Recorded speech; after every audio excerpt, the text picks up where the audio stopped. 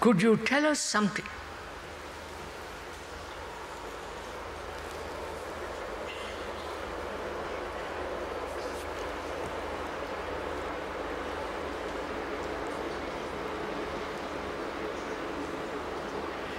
Could you tell us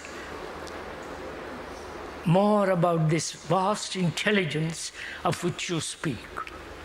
Is it an untapped capacity within the brain, or is it some disembodied force to which we may become open? Lovely question, isn't it?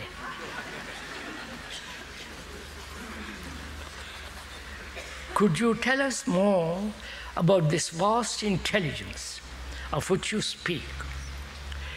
Is it an untapped capacity within the brain, or is it some disembodied force to which we may become open?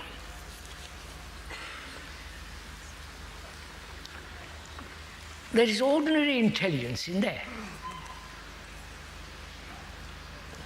You wouldn't be sitting here if you hadn't intelligence. Would you? You took a train, you walked, you went car, you went by a bus and so on, which is the exercise of intelligence to come here.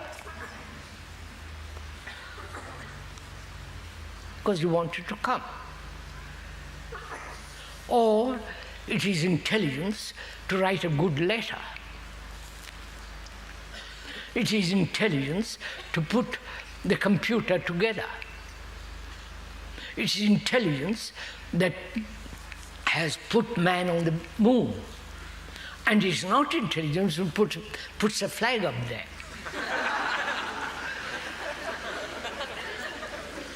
Right?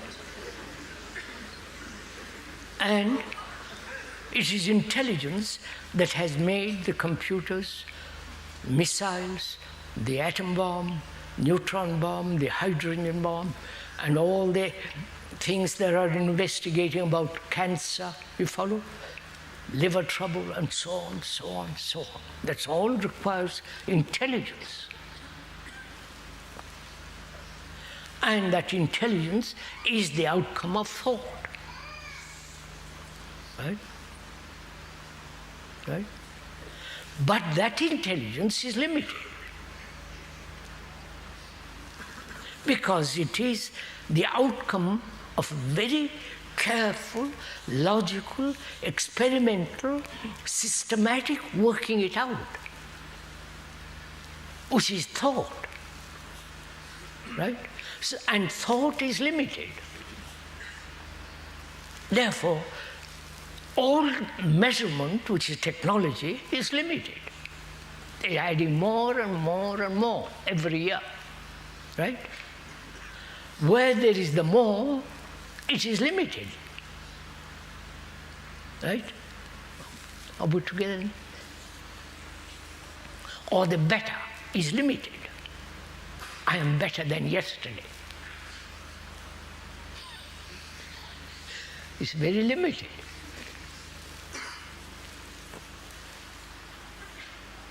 Now, is there an intelligence which is not limited? I'm asking you, we are not telling each other. We recognize the common intelligence.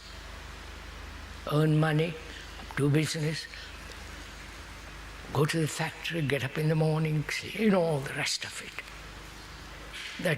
That requires certain intelligence, which is limited. Right? Because it's the outcome of thought. And thought, born of knowledge, and as knowledge is limited, always in the future or now, so thought is always limited. And the intelligence of thought is limited. That's simple. And is there intelligence which is not limited? Right? Now, who is going to find out? How will you find out? How will you not how. How do you inquire? You understand my question? How do you probe into this? Knowing that thought has created intelligence which is limited.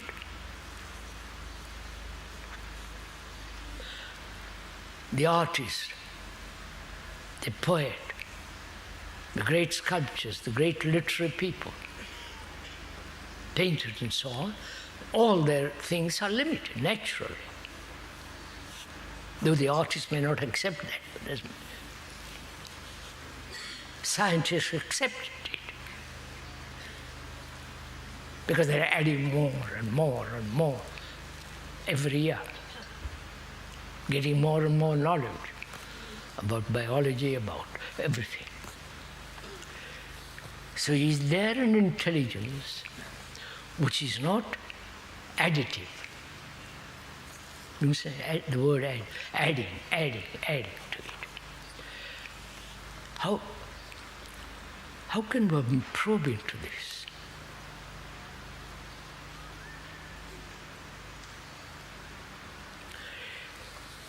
To go into it together. I'm not telling you what to do, please. I'm not your guru. I'm not your leader. I'm not your helper.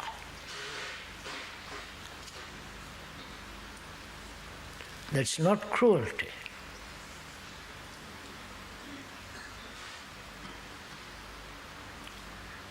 Because we have been helped by so many people for thousands of years. And this help has made us weak.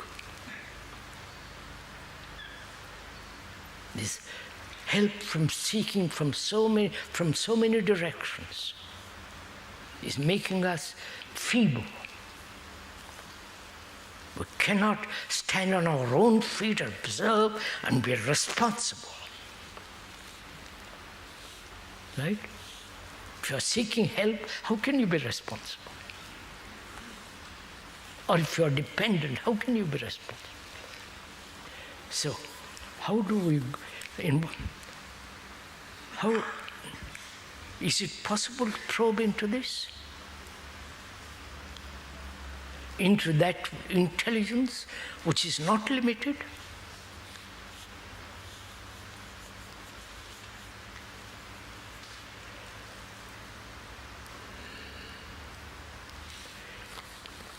That intelligence, we don't know, right? It's not, speaker has talked about it. He may know it or he may not know it.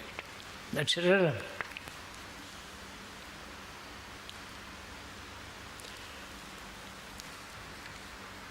But how should we come upon it?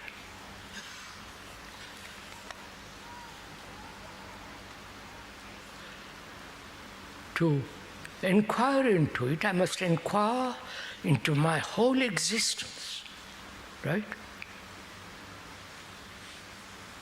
That means my existence, daily existence, not some illusory existence on another plane, another dimension and so on, superego, super consciousness, all that ideological nonsense. So, I must probe into my life. Obviously, the first thing is, where there is conflict, there is no intelligence. Right? If I'm in conflict all the time with people, with ideas, with theories, opinions, right? So, is there an end to conflict? Which means, is there an end to conflict and other problems so that the brain is free? Right? Are we together, at least verbally?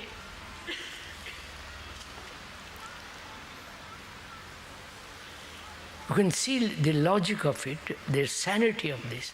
The brain is conditioned, and conditioned to conflict. I'm taking that one issue. That brain is in conflict. Where there is conflict, it's impossible to see things clearly. Right?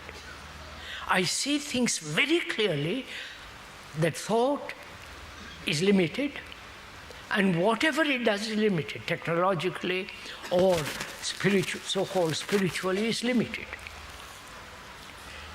And one sees also conflict being the way of life, struggle, being somebody, achieving something, and so on, so on, so on, is conflict. And conflict distorts perception, right? If I'm quarreling with my wife or my husband or with neighbor,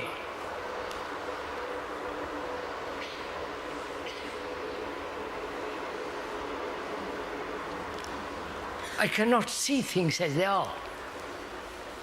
I won't go into it more. So there must be, if I see the truth of it, that very truth frees the brain from conflict. That is intelligence. Right? Seeing the truth of something and let that truth act. Right? I see very clearly, as long as there is conflict in the brain, it is not possible to see things clearly. That very perception ends conflict. Right? Because it's so. It is so, a snake is dangerous. Wild animal is dangerous. It is so, there is no two ways about it. Right. So, where is conflict? Where is the root of conflict? What makes the brain live in endless conflict? Is there a remedy for it? Not drugs, not alcohol, not some kind of fanciful imagination. Is there a perception that frees the brain from conflict, and therefore that brain is now moving or living in quite a different state, right?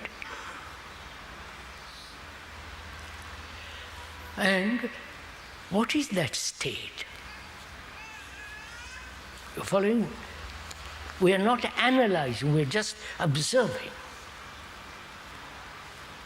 Is that, very briefly, got so little time. Very briefly, analyzer is the analyzed.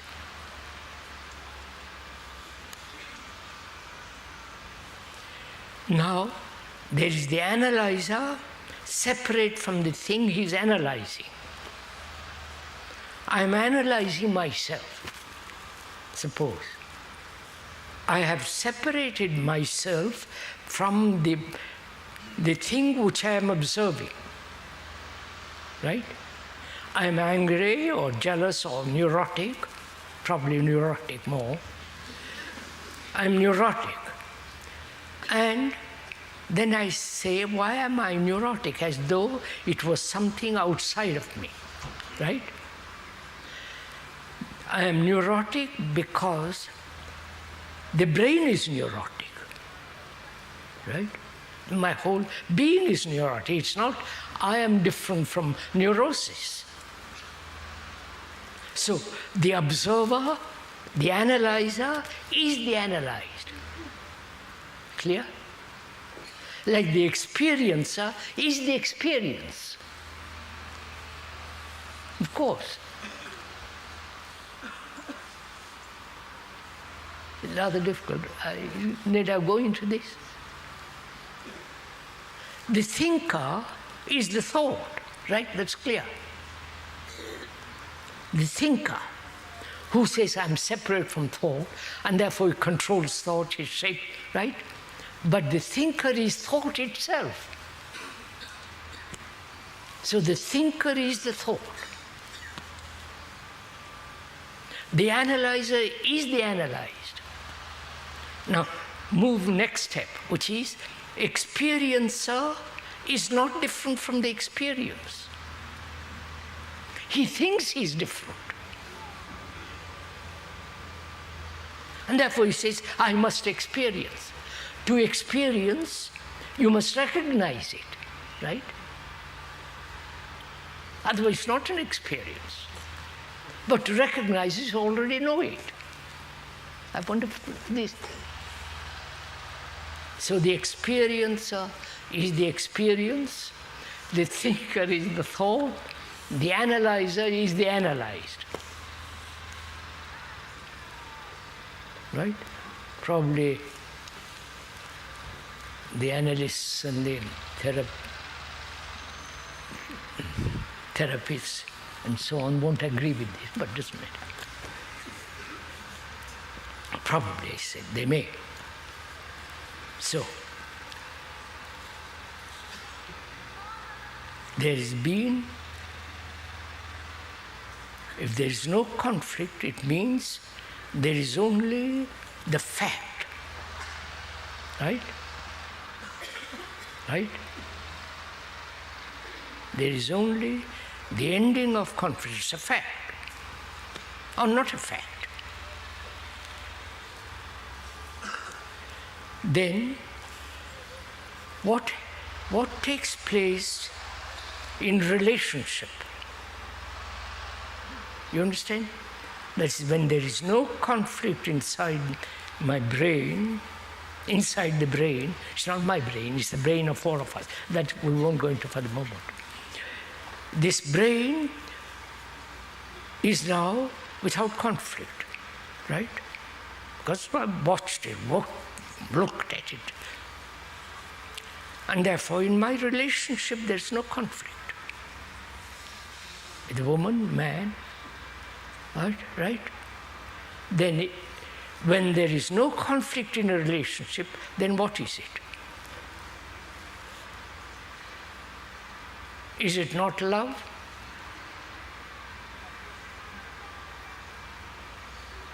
Right? When there is no conflict, you understand? So they were all so dazed about all this. When there is no conflict between you and me,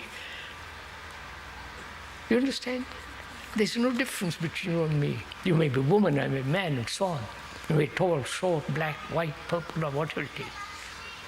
But when there's no conflict, there's a total relationship between you and me. That is love. Right? Love is not jealousy. Love is not desire. Love is not pleasure. Pleasure means conflict. Desire means conflict. I want to do something, my wife wants to do something else. Where there is love, she can do what she wants, but there is love. You understand? The whole transformation has taken place.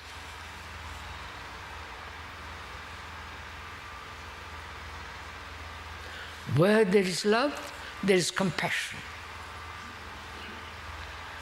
And where there is love and compassion, that is intelligence.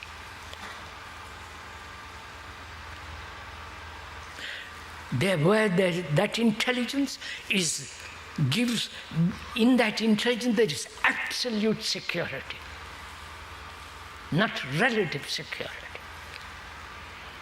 You understand? That is intelligence. But one has to be tremendously watchful, which will be now.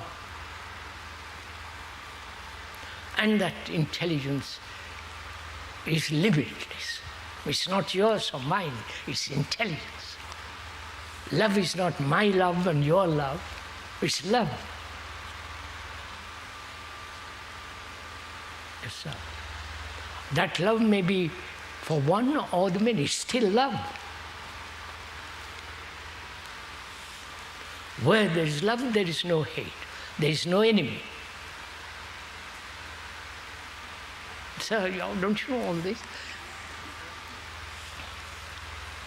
So that is intelligence.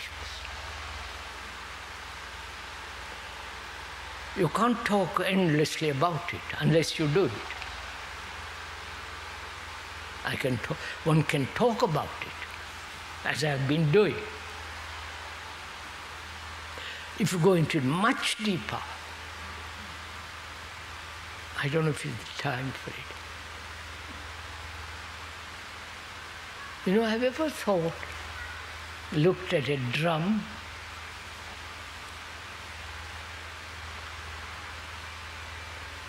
A drum is tuned to its highest excellence, right tone. And when you strike on it, it gives you right note. Right? It is tuned. So the brain, when it is tuned, it gives right note, right response. I wonder if you capture all this. And it's not tuned, like drum is not when it's confident, it's slack. So, to have the brain tuned.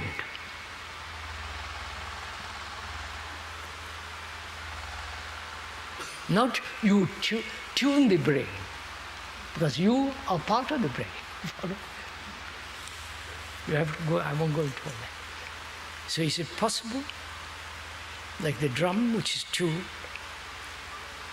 to its highest excellence, to have the brain so tuned that it gives the right note all the time? Yes, sir.